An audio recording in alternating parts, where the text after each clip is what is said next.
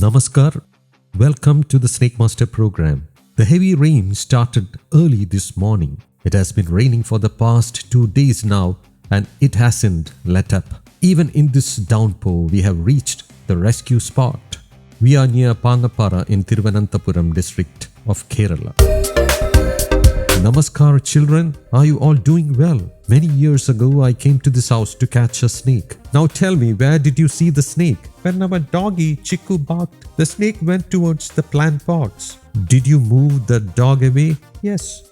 Thank God the dog didn't get bitten by the snake.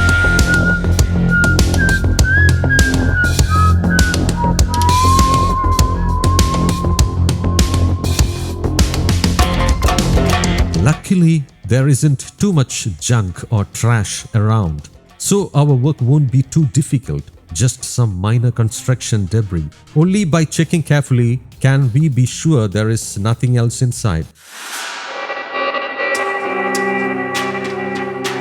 Because we have found baby snakes here before, that memory still stays with us.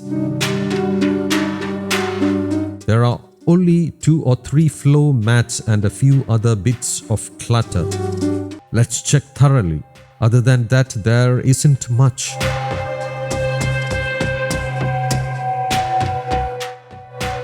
That's not snake poop.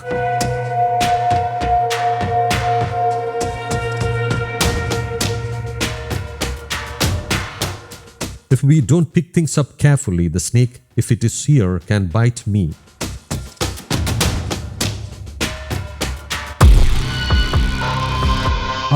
Here it is. What a beauty. Among the snakes I have found here, the majority have been baby Russell's vipers. But this is the first time I am seeing an adult Russell's viper here. It's quite large. What a stunning specimen.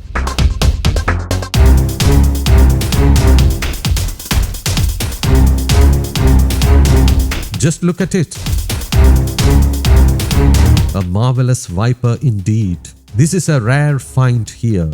It's very fortunate these children spotted the snake early. But first, we must thank the dog. They noticed it only because of the dog's persistent barking. The dog kept barking unusually, and that's what prompted them to check.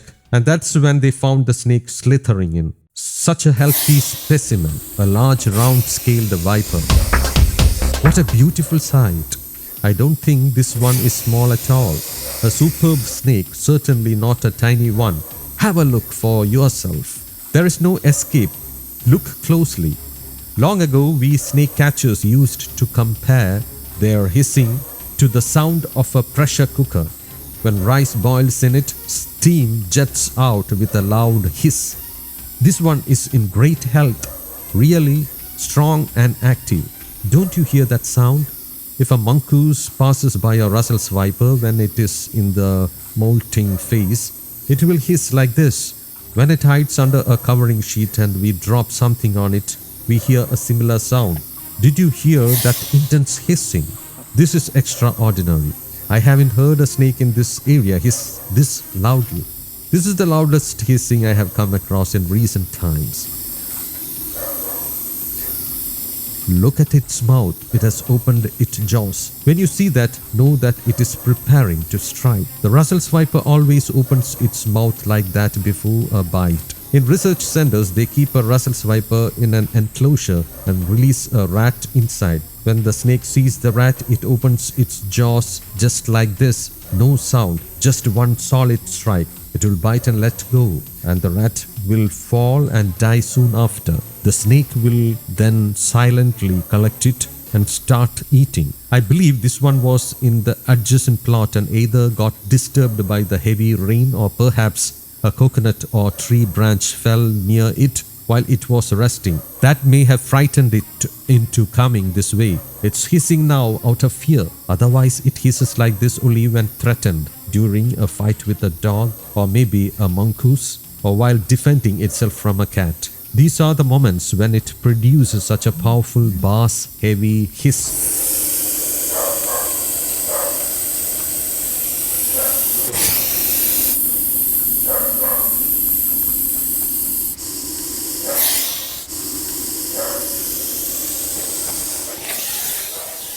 Let our viewers see how active it is.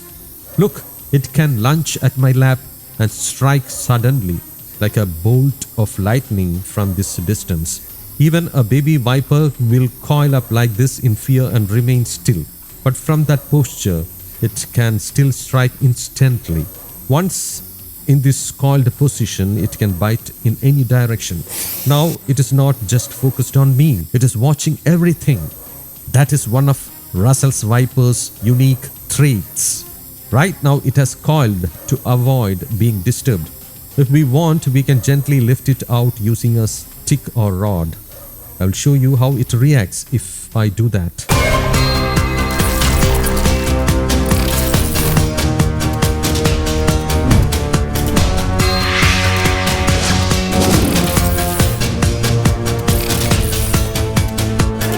Even when coiled like this, if we try to pull it out, it will remain tightly coiled. But we must be careful while doing so, otherwise, as you can see, it can strike quickly. Some people, when they spot it coiled like this in the yard, try to drag it away with a stick. They pull it with a pole and throw it away somewhere. Let me tell you, that's not safe.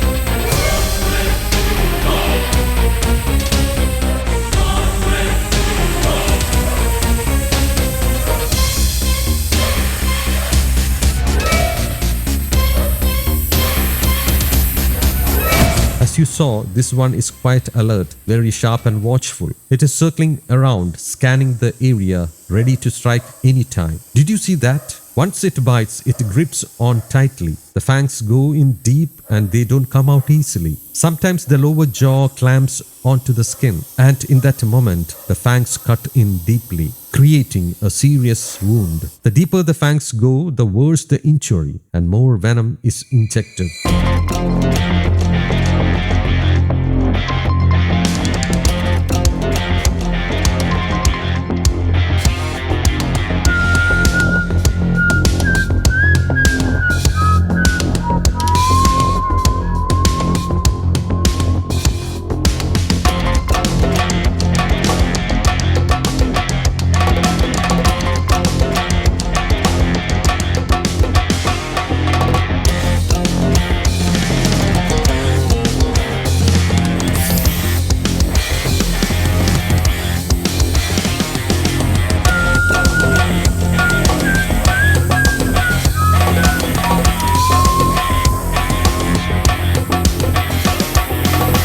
There is a strong tendency to bite now with a powerful striking action. One thing to always remember, this viper is one of the most dangerous guests. If you ever spot a Russell's viper in your yard or nearby, you must be extremely cautious. But if you come across a cobra, don't panic, it will simply crawl away. The danger with a viper is that it may remain hidden under a sheet or pile of debris and strike when least expected. Right now, this one can strike from right here. Its target is just about 2 feet away. A Russell's viper roughly 5 feet long can easily strike 3 feet forward and then retract. That's why I always tell our viewers, stay cautious, not just during summer or rainy seasons. This risk is always present.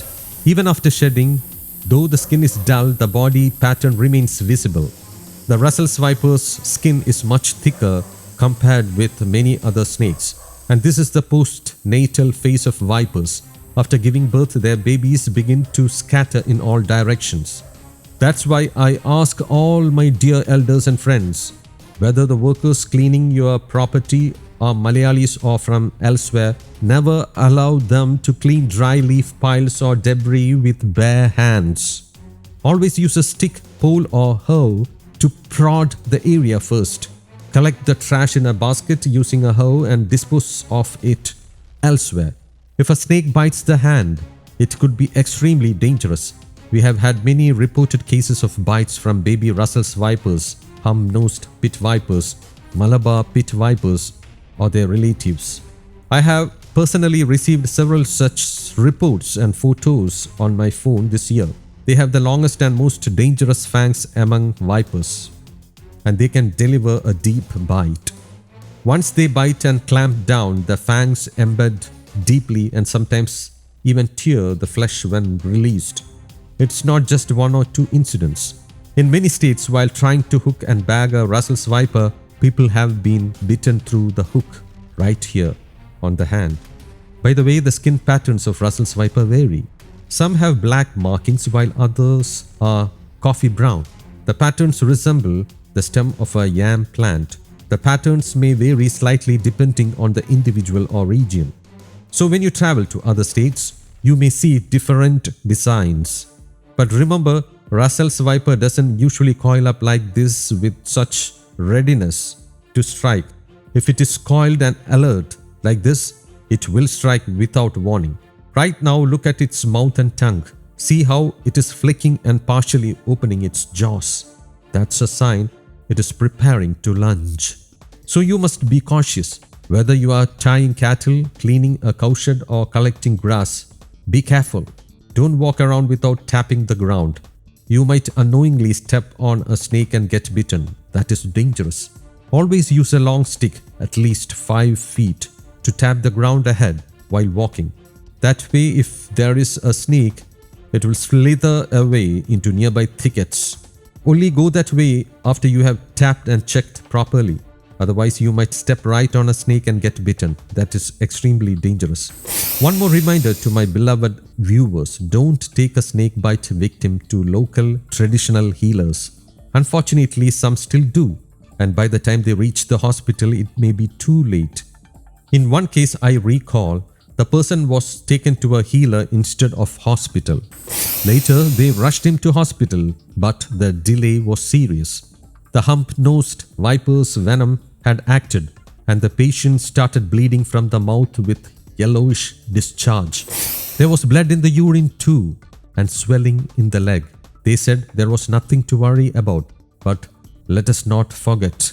For the first time in history, we lost 2 lives in Kerala to the bite of a hump-nosed pit viper. Let's not treat these things lightly. Take every bite seriously. It is a matter of life. Only at the hospital with a blood test can we identify the species that bit us. A couple of days ago, a snake got trapped in a net. Its body was greyish with a single stripe and a triangular head. Some people thought it was a common wolf snake, locally called Vellikoran or Vellivarayan. Though it is non-venomous, the person bitten by it was taken to a nearby hospital, I believe somewhere in Kollam district. The staff there panicked, mistook it for a common crate bite, and immediately administered anti-venom. Anyone who handles snakes would have known it was a common wolf snake. They called me for advice, and I asked them to get discharged and go home. But instead, the doctors insisted it was serious and admitted the patient to the intensive care unit. In my opinion, that wasn't the right step. A non-venomous snake was misidentified as venomous. Then they ran tests, gave injections, and charged a lot of money. I condemn this money-making exercise.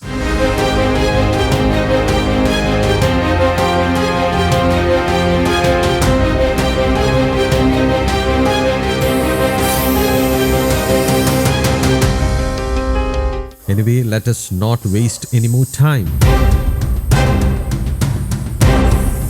We are going to secure it in a sack. Children, please bring me a sack. Yes, here it is. Let's get her in.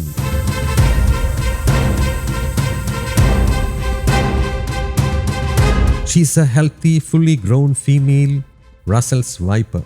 We hope all of you enjoyed this episode with our special guest. We will be back again in the next episode with new guests, new stories, and more fascinating experiences. Until then, heartfelt thanks from all 4 of us. Namaste.